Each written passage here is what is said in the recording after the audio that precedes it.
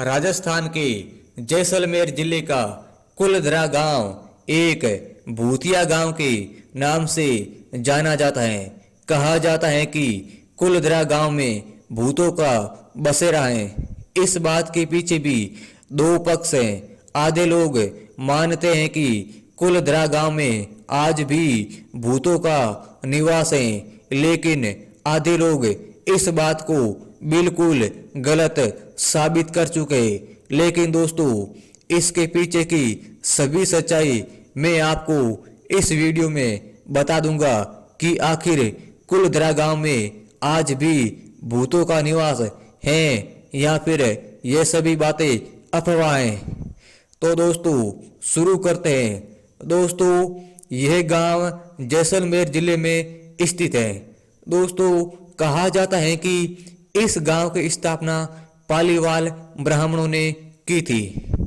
दोस्तों, पालीवाल ब्राह्मण शुरू से राजस्थान के पाली जिले में रहने वाले थे, लेकिन कुछ कारणवश 1250 में पालीवाल ब्राह्मण पाली से प्रस्थान करके जैसलमेर जिले के कुलधरा गांव में पहुंचते हैं एवं वहां आकर इन्होंने कुलधरा गांव की स्थापना की और कुलधरा गांव को बसाया। काफी साल बीत गए। पालीवाल ब्राह्मण एक अच्छे ढंग से, अच्छे रूप से अपनी खुशहाल जिंदगी व्यतीत कर रहे थे। लेकिन दोस्तों, एक समय ऐसा भी आया, धीरे धीरे करके पालीवाल ब्राह्मण 19वीं शताब्दी तक इस गांव से खाली हो गए और ये गांव एकदम वीरान और सुनसान बन गया। आज भी इस गांव में एक भी पालीवाल ब्राह्मणों का घर नहीं है। जी हाँ दोस्तों, आप बिल्कुल सही एवं सत्य सुन रहे हो कि जिस पालीवाल ब्राह्मणों ने इस गांव की स्थापना की और इस गांव को बसाया, वही पालीवाल ब्राह्मणों का आज भी इस गांव में कोई भी घर नहीं है। तो दोस्तों, इसके पीछे की अलग अलग अनोखी एवं कुछ गलत एवं कुछ सही कहानियां हैं। लेकिन दोस्तों, मैं आपको कोई भी गलत कहानी नहीं बताऊंगा। जो बात सत्य है वही मैं आपको इसी वीडियो में बताऊंगा। दोस्तों, इस गांव की स्थापना तो 1250 में की थी, लेकिन यह गांव 1850 तक पूर्ण रूप से खाली हो चुका था। दोस्तों, इसके पीछे की कहानी यह है कि कई लोग यह कहते हैं कि यह गांव धीरे धीरे एक सूखा और सुनसान बनता गया, क्योंकि दोस्तों इस गांव के जो पताल वाला पानी था वो सूख गया था। सभी कुएं और बावड़ी धीरे धीरे सूख गए। इस गांव में एक अकाल जैसी स्थिति थी। वर्षा बहुत कम होती थी, क्योंकि दोस्तों आप भी जानते हो कि आज भी जैसलमेर जिले में बहुत ही कम मात्रा में वर्षा होती है।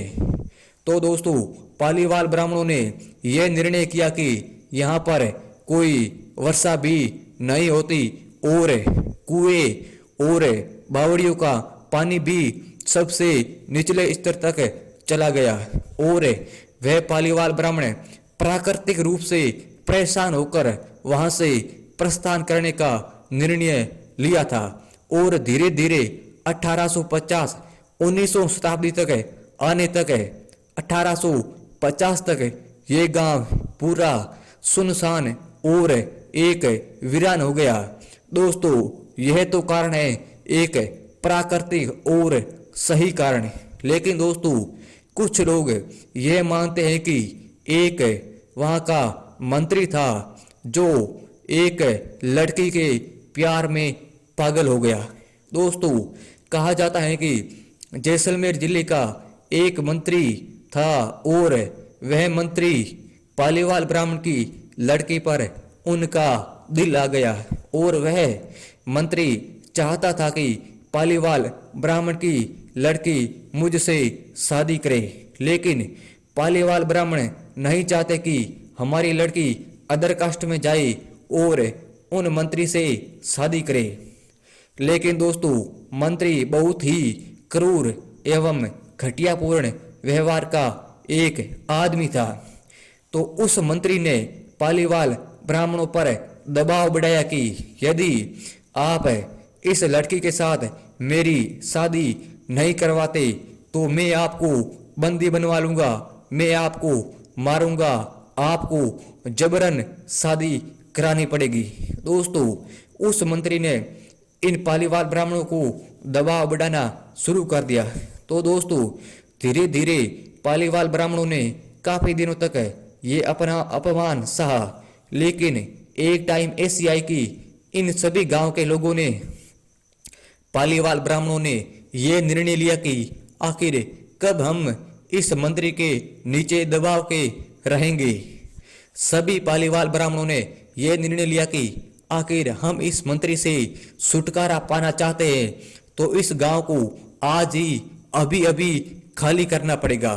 और सभी पालीवाल ब्राह्मण अपने अपने परिवार सहित उसी रात से निकल गए थे और कहीं दूर जाकर बस गए। और यह पूरा पालीवाल परिवार पूरा कुलधरा गांव से अपने अपने परिवार के साथ प्रस्थान कर चुके थे। तो दोस्तों ये आ गई दूसरी नंबर पर जानकारी। लेकिन दोस्तों कई और भी जानकारियां हैं जो कहा जाता है कि कुलधरा गांव क्यों भूतों वाला गांव है।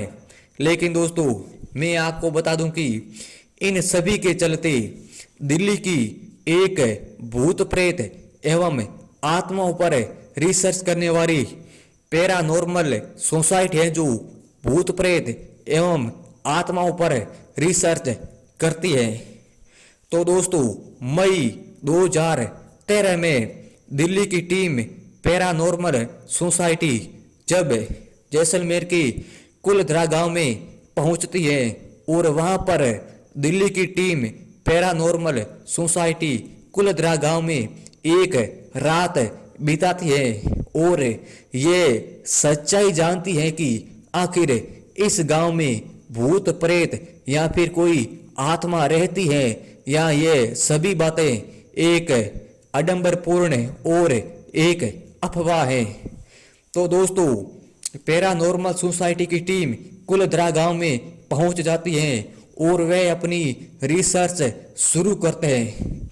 दोस्तों इस टीम के उपाध्यक्ष अंशुल शर्मा ने बताया कि जब हमारी टीम भूत प्रेत एवं आत्माओं पर रिसर्च कर रही थी तभी इसी टीम ने भी कुछ अजीबोगरीब की घटनाएं देखी और ये पाया कि इस यह जो कुलधरा गांव है इस गांव में भूत प्रेत एवं आत्माओं का निवास तो जरूर है। दोस्तों आखिर इस साइंटिस्ट टीम ने भी माना कि कुलधरा गांव में भूत प्रेत और आत्मा जरूर है।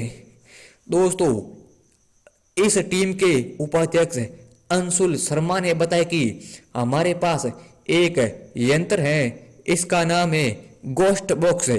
गोस्ट बॉक्स यंत्र का काम है कि कोई भी भूत प्रेत या आत्माओं की आवाज को यह यंत्र रिकॉर्ड करता है। तो दोस्तों इस गोस्ट बॉक्स में भी कई अलग अलग प्रकार की आवाजें रिकॉर्ड हुई थी जो भूत प्रेत एवं आत्माओं की थी। और दूसरे नंबर पर इस टीम के उपाध्यक्ष अंशुल शर्मा ने यह भी बताया कि जब हमारी टीम भूत प्रेत एवं आत्माओं पर रिसर्च कर रही थी तभी हमारे टीम के कुछ मेंबर ने ड्रोन कैमरे को ऊपर आसमान में उड़ाया। और दोस्तों पूरे कुलधरा गांव पर ड्रोन कैमरे को घुमाया गया, लेकिन एक तालाब ऐसा आया जिस तालाब के ऊपर जब ड्रोन कैमरा घुमा तो वह ड्रोन कैमरा गोता खाते खाते धीरे धीरे नीचे जमीन पर आ गिरा। दोस्तों जब ड्रोन कैमरे को जमीन पर आते देखा तो कोई भी इलेक्ट्रिकल कमी नहीं थी। ड्रोन कैमरा पूरी तरीके से सही था, लेकिन उन भूत प्रेत एवं आत्माओं के कारण ही वो ड्रोन कैमरा ऊपर आसमान से नीचे जमीन पर गोता खाते खाते आ गिरा। तो दोस्तों, मई 2013 में जब भूत प्रेत एवं आत्माओं पर रिसर्च करने वाली टीम पैरानॉर्मल सोसाइटी ने भी ये मान लिया कि कुलधरा गांव में भूत प्रेत और आत्माएं जरूर हैं।